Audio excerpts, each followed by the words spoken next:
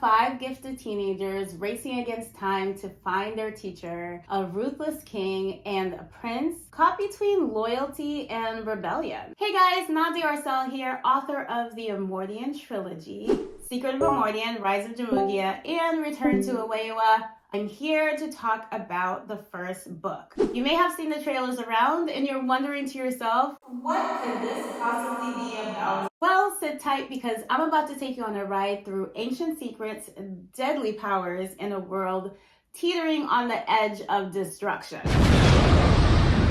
Essentially, we have the Dokami clan. They have lived on the western side of Omordion for 300 years, just blending in with the human population there. Nobody knows what's going on. They've used these orbs of restraint to restrain their powers so that they will not be discovered and they can just live normal lives. This has worked for 300 years. But guess what? Secrets don't stay buried forever. Enter King Thalanod, the power-hungry tyrant from the east. This guy, he's not interested in playing nice. What he does is turn his free people into slaves. His ambitions threatened not just the Dokami, but all of Omordion. And he got the other kings to side with him and do the same thing to their people, and now he wants to conquer the West. He goes out and starts these fights and battles against the Western army for years. The Western army is like, we can hold them off, right? But this needs to stop. It seems like he's getting stronger the more the years go by, and they're like at a loss. What do we do if this man cannot be stopped? This not only affects the people of Omordion, it affects the Dokami as well. Unfortunately, years have passed since the Dokami were able to really utilize their powers, so a lot of their powers have gone dormant. The only people who may have some sort of power are the children of the Dokami clan because they have not yet been taught to restrain those powers. Bantam, the current wise man of the Dokami clan, goes to the Western army and he says, hey, I have an idea, but let me tell you about my people. We've been here for so many years, 300 to be exact. So he shows some magic, shows them what he can do, and they are flabbergasted. How did we not know this was going on? One of the emperors of Western Omordion is actually a descendant of the Dokami clan, and he's shocked that the Dokami council even agreed to this. Like, are you serious? Are you kidding me? And Bantam's like, it's fine. So what they devise is to have this contest where children are chosen based on what they display at an early age, around 4 or 5 years old. One of the kids that are chosen is actually this emperor's grandson. His name is Faja, and he has some clairvoyant and also telekinetic abilities. Another child that's chosen is Atticus. He comes from Pontatoma. He has telekinetic abilities at an early age as well. Then we have the elemental twins, Zimi and Zendaya, who were born on a military army base in southern Unuruk, showing some gifts of being able to manipulate wind and water. Last but not least, there's 5 of them. 5. Christiden, who comes from Las Pitu. Now, the thing about Christiden is when she was chosen, nobody else came. So this girl didn't display any gifts, really. She was the only one that showed up from Las Pitu, so they decided that they were just going to take her and hopefully she would be able to grow something, grow a gift, grow a power. She might be a late bloomer, but she was the only choice in that country, so that's how she got chosen. Meet Omordion's hope. Atticus, Faja, Christiden, and twins Zimi and Zendaya. Now, the teacher, the person that will be teaching these kids, is Bantam's apprentice, Hamilda. She was chosen because she's the only one, besides Bantam himself, who have been able to use her powers freely, since she is his apprentice and the Dokami Council allowed her to do so.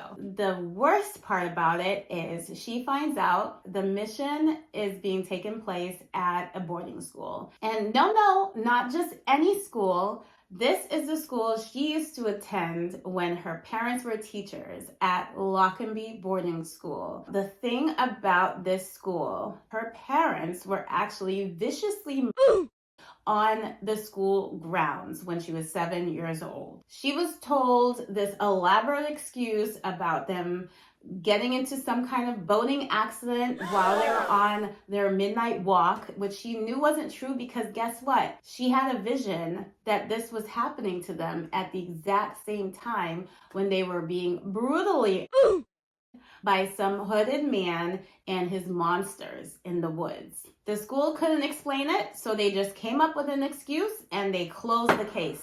Since then, Hamilda has never ever received any justification for what happened to her parents. Now she's being told she has to teach these children at the same school. What?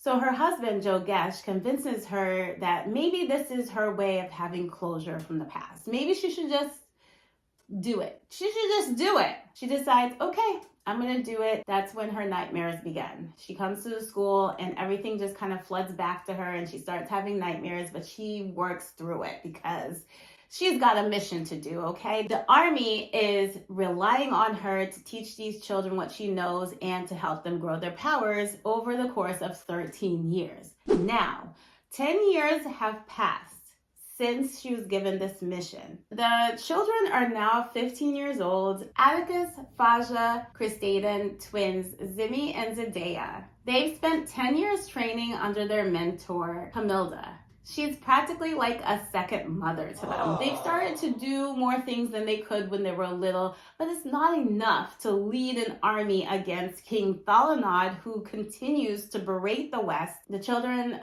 the teens now, are really not getting anywhere. During a practice, they fail, and she's like, we need to get it together, guys, because we only got 3 more years until you're going to become like generals of the Western Army.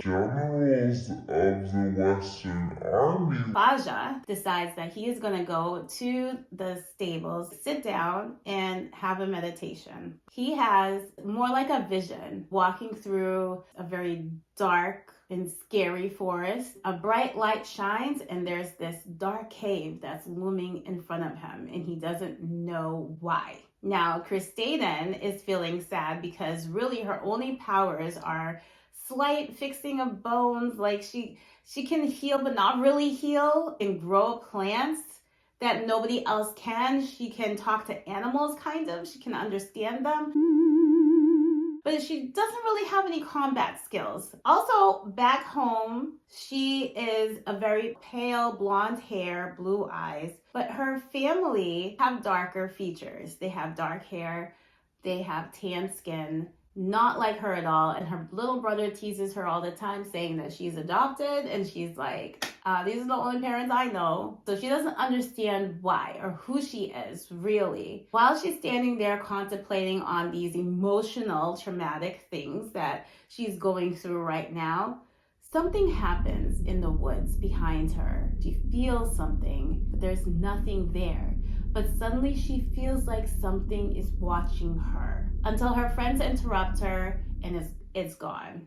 Fast forward to a tragic event, and I won't say what it is, happens to Hamilda, and now she's completely devastated. But the worst part about it is one day the general of the Western Army and the principal barge into her apartment because they haven't heard from her for a couple weeks, and they see an apartment in total disarray and just splatter. And Hamilda is gone, missing. And now the Western Army is concerned that these kids are in danger and they want to take them into their protection, kind of. The teens decide that they are going to escape the Western Army and go on this journey to rescue her. And that, my friends, is when things get real. But this isn't some stroll through an enchanted forest. Nope. Omordion is packed with deadly secrets, ancient forces, and betrayals that cut deep, like really deep. Meanwhile, over in the east, Prince Alios, King Thalanod's son, is having a bit of a moral crisis. Imagine realizing your dad's the worst dictator ever and you may be the only one who can stop him. There's no pressure, right? No pressure. But hold on, it gets juicier. A shocking discovery shakes Prince Alios to the core. forcing him to question everything he believes. And let me tell you, when royalty starts to question their own bloodline, things start to get messy, like seriously messy. So now we have 5 gifted teenagers racing against time to find their teacher, a ruthless king, and a prince caught between loyalty and rebellion. Oh, and did I mention these journeys that both of these parties take is not for the weak. Not for the weak. With some of the most gruesome horror situations that these teens go through, there are magical creatures, monsters around every corner, hidden villages. Oh, and did I mention there's a horrifying secret just waiting to be revealed that could change everything? This looming darkness. That is what we have to uncover. Who is this?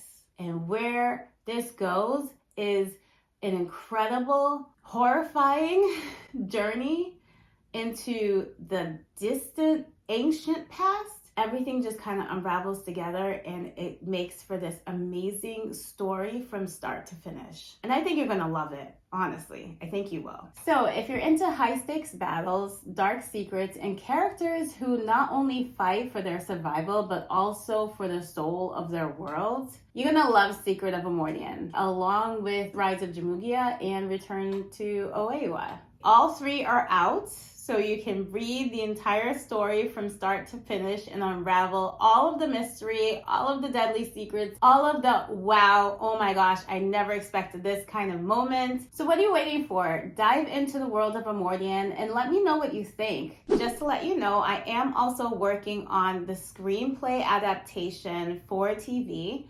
I have a script out right now that I am trying to find representation for. I'm also entering it into competitions and it's placed quarterfinalists twice already, and the book itself has also placed quarterfinalists on another competition. I will let you guys know about that journey as it goes along. I think it would be really, really awesome for this story to come out because we are in a time of remakes, revamps. This will be a totally new story, very unique in its own right, and I just hope you guys really, really, really enjoy it. So help me get there. Smash that like button, subscribe to my channel, and turn on notifications so that you are notified whenever I have any new trailers or new news coming up for this book or screenplay. I hope you guys have an amazing day, and I look forward to seeing you in my next video. Bye!